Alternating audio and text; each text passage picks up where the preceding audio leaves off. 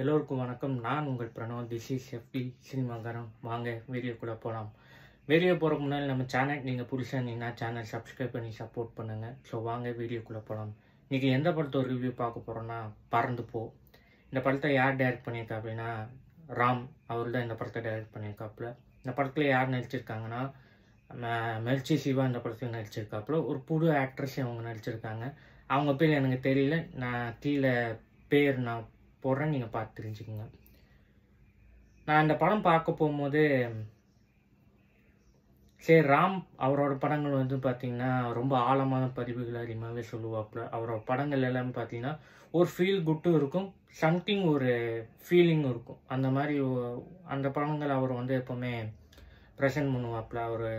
அவரோட படங்கள் எல்லாமே நீங்கள் வந்து பார்த்திங்கன்னா ரொம்பவே எப்படி சொல்லணும்னா புது கதைகளாகவும் இருக்கும், ப்ளஸ் நம்மளை சில விஷயங்கள் யோசிக்கிற வைக்கிறதாகவும் இருக்கும். அது எல்லாமே அவர் கன்வே பண்ணுற அந்த ஸ்டோரி லைன் எல்லாமே பார்த்தீங்கன்னா ரொம்பவே நல்லாயிருக்கும்.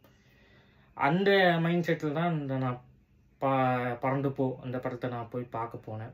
படம் பார்க்க போகும்போது எனக்குள்ளே நிறைய விஷயங்கள் கன்ஃபியூஷனாக இருந்துச்சு. ராம் படம் அவர் எப்படி எடுத்துருப்பாப்புல, சரி ஓகே போய் பார்ப்போம் அப்படின்னு சொல்லி நான் தேட்டருக்கு போய் இந்த படத்தை நான் பார்த்தேன். படம் பார்க்கும்போது தான் தெரிஞ்சிச்சு it's totally different with genre பறந்து போ. ஏன்னா இப்படி ஒரு படம் வந்து ராம் கொடுப்பாப்லையே நான் எதிர்பார்க்கவே இல்லை. ஸோ அந்த அளவுக்கு வந்து பார்த்தீங்கன்னா அவரோட கம்ஃபர்ட் ஜோன்லேருந்து வெளியில் வந்து இந்த படமாக தான் இந்த பறந்து போ இருக்குன்னு சொல்லலாம். இந்த படம் வந்து பார்த்திங்கன்னா முழுக்க ஒரு ஜாலியான படமாகவும் அவர் ப்ரெசென்ட் பண்ணியிருக்காப்புல. அதுதான் எனக்கு பார்க்கும்போது ரொம்ப ஆச்சரியமாக இருந்துச்சுன்னு சொல்லலாம். சரி, இந்த படத்துக்குள்ளே நம்ம போயிடலாம். இந்த படத்தோட கதை வந்து பார்த்திங்கன்னா ஒரு பிஸியான அப்பா அம்மா பையனோட விஷயங்களை கவனிக்க முடியாத அளவுக்கு ரொம்ப பிஸியான ஒரு அப்பா அம்மா. அப்பா கேரக்டர் வந்து பார்த்திங்கன்னா சிவா நடிச்சிருக்காப்புல. அவரோட பிஸ்னஸ் வந்து பார்த்திங்கன்னா இந்த நேச்சுரலான ப்ராடக்ட் எல்லாமே பார்த்திங்கன்னா டெலிவரி பண்ணுற மாதிரி, கான்ட்ராக்ட் எடுத்து டெலிவரி பண்ணுற மாதிரி ஒரு கேரக்டர் அவர் பண்ணிகிட்டு இருக்காப்புல.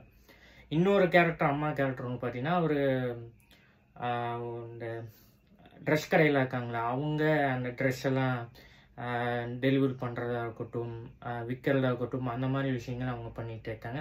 ரெண்டு பேருமே இந்த பிஸ்னஸ் வந்து ரொம்ப பிஸியாகவும் பண்ணிகிட்டு இருக்காங்க. பையனோட படிப்பு சம்மந்தப்பட்டது எதுவுமே அவங்க கண்டுக்கிற மாதிரி தான் இருக்காங்க. ஸோ பையன்கிட்ட வந்து எதுவும் பேச மாட்டாங்க, ஒன்றும் பண்ணவும் மாட்டாங்க, விளையாடவும் மாட்டாங்க. இந்த மாதிரி ஒவ்வொரு விஷயங்கள் அந்த பையனும் அப்பா அம்மா என்ன பண்ணுறாங்க பார்த்துக்கிட்டே இருப்பாங்க. ஸோ இந்த படம் வந்து பார்த்திங்கன்னா மேக்சிமம் ஒரு அப்பா அம்மா இவங்க ரெண்டு பேரும் பையனை எப்படி கேர் பண்ணுறாங்க, எப்படி பார்த்துக்கிறாங்க, பையனுக்கு என்னென்ன விஷயங்கள் பிடிக்கும், என்னென்ன விஷயங்கள் அவனுக்கு இன்ட்ரெஸ்டிங்காக இருக்குது அப்படின்னு சொல்கிற படம் தான் இந்த பறந்து போ. இந்த படத்தில் வந்து ஒவ்வொரு விஷயங்கள் நல்லாவே இருந்துச்சுன்னு சொல்லலாம். அதாவது இது ஒரு படமாக நம்மளுக்கு நான் பர்சனலாக பார்க்கும்போது இந்த படமாக எனக்கு தோணலை. நம்ம ரியல் லைஃப்பில் ஒருத்தர்கிட்ட நம்ம ட்ராவல் பண்ணுற மாதிரி தான் இருந்துச்சுன்னு சொல்லலாம். அந்த அளவுக்கு இந்த படம் வந்து ரொம்ப நேச்சராக எல்லாமே சூப்பராக இருந்துச்சு. அவங்களோட ஆக்டிங்கும் ரொம்ப நேச்சராக இருந்துச்சுன்னு சொல்லலாம். படத்தில் சில விஷயங்கள் ரொம்பவே நல்லாவும் பண்ணியிருக்காங்க. புது விஷயங்கள் அந்த படத்துக்குள்ளே நிறையவே கொண்டு வந்துருக்காங்க. அது ஒரு பெரிய விஷயம். அதே மாதிரி இந்த படத்துக்கு பிஜிஎம்ஸ் ரொம்ப நல்லாவே பண்ணியிருக்காங்க. மியூசிக் டைரக்டர் நம்ம யுவன் சங்கர் ராஜா அவரும் இந்த படத்தில் பிஜிஎம்ஸ் நல்லாவே பண்ணியிருக்காப்புல. படம் வந்து ரொம்ப ரியலாகவும் இருந்துச்சுன்னு சொல்லலாம். பார்க்கும்போது ரொம்ப நம்ம ஒருத்தங்க கூட நம்ம ட்ராவல் பண்ணி போகிற மாதிரி தான் இருக்குது. அவரோட பையனை நம்ம பார்க்குற மாதிரி, அவரு நம்மளை வந்து நம்மக்கிட்ட பேசுகிற மாதிரி, அது மாதிரி ஒவ்வொரு விஷயங்களும் வந்து ரியலாக தான் இருந்துச்சு இந்த படம் பார்க்கும்போது. இந்த படம் வந்து எதை சொல்லணுன்னா மெயினாக பேரண்ட்ஸ் பசங்களை எப்படி அவங்கள நம்ம எப்படி சந்தோஷப்படுத்தணும், அவங்கள நம்ம எப்படி கேர் பண்ணிக்கணும் அப்படின்னு சொல்கிறது தான் இந்த பறந்து போ படத்தோட கதையே அப்படின்னு சொல்லலாம். மெர்ச்சி சிவா இது வரைக்கும் அவரோட படங்கள் நீங்கள் வந்து பார்த்தீங்கன்னா அவர் எப்போவுமே காமெடி ஜானர் தான் அதிகமாக நடிப்பாப்புல. சரி இந்த படத்தில் அவர் எப்படிலாம் நடித்தாப்புல அப்படின்னு எனக்கு அதிகமாக டவுட் இருந்துச்சு. ஆனால் அந்த கேரக்டருக்கு அவ்வளோ ஆப்டாக செட்டாக இருந்தா அப்படின்னு சொல்லலாம். அதே மாதிரி அம்மா கேரக்டர் வந்து பார்த்திங்கன்னா ரொம்பவே நல்லா இருந்துச்சு. ரொம்ப ஆர்டிஃபிஷியலாக எல்லாமே நேச்சராகவும் சூப்பராக இருந்துச்சு. ரெண்டு பேருமே நல்லாவும் பண்ணியிருந்தாங்க. இப்போ நம்ம ரியல் லைஃப்பில் நம்ம அப்பா அம்மா எப்படி நம்மக்கிட்ட பேசுவாங்க சின்ன வயசில் இருக்கும்போது, அவங்க நம்மக்கிட்ட என்னென்ன விஷயங்கள் சொன்னாங்க, நம்ம வந்து சின்ன வயசாக இருக்கும்போது இந்த சில குறும்புகள் எல்லாமே பண்ணியிருப்போம். அந்த மாதிரி அந்த பையனும் நல்லாவே பண்ணியிருக்காப்புல. ஸோ அந்த பையன் வந்து ஒவ்வொரு விஷயங்கள் அவர் பார்க்கறதும் சரி, பேசுறதும் சரி எல்லாமே சூப்பராக இருந்துச்சு. அதே மாதிரி ஒரு சீன் வந்து பார்த்திங்கன்னா ரொம்பவே நல்லாயிருக்கும். ஒரு டச்சிங்கான சீன். அந்த சீன் வந்து ட்ரெய்லர்லேயே கடைசியாக முடிக்கும் போது அவங்க சொல்லுவாங்க, சிவா வந்து அந்த இது பண்ணுவாப்புல டான்ஸ் ஆடும்போது எல்லாருமே அந்த ஒரு விஷயங்கள் கை தட்டிகிட்டே இருப்பாங்க. ஆனால் பையன் மட்டும் வந்து சொல்லுவாப்புல, நீ நல்லாலாம் ஆடலப்பா, சும்மா தான் சொல்கிறாங்க. அப்படி அந்த ஒரு சீன் வந்து பார்த்திங்கன்னா ரொம்பவே நல்லா இருந்துச்சு.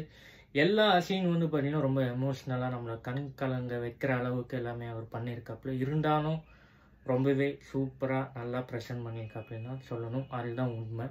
இந்த படம் மெயினாக நான் 3BHK நான் வந்து மெயினாக சொல்கிறேன். அதே மாதிரி இந்த படமும் வந்து பார்த்திங்கன்னா கண்டிப்பாக பேரண்ட்ஸ் பார்க்க வேண்டிய படம். அதனால் கண்டிப்பாக இந்த படத்தை நீங்கள் மிஸ் பண்ணாமல் போய் தேட்டரில் பாருங்கள். ஸோ இதான் இந்த படத்தோட ரிவ்யூ. நீங்கள் இந்த படம் பார்த்துக்கிட்டிங்கன்னா கீழே கமெண்ட் பாக்ஸில் கமெண்ட் பண்ணுங்கள். இன்னைக்கான வீடியோ இவ்வளோ தான். உங்களை ஜுராசிக் வேர்ல்டு ரிவ்யூவில் வந்து நான் சந்திக்கிறேன். So thank you, be safe and once again this is FP சினிமாக்காரன். நான் உங்கள் பிரணவ். தேங்க்யூ. ஜுராசிக் வேர்ல்டு இன்னைக்கு நைட் இல்லைன்னா காலையில் வீடியோ வந்துடும். So thank you. மறக்காமல் இந்த சேனலுக்கு சப்ஸ்கிரைப் பண்ணிடுங்க. தேங்க்யூ.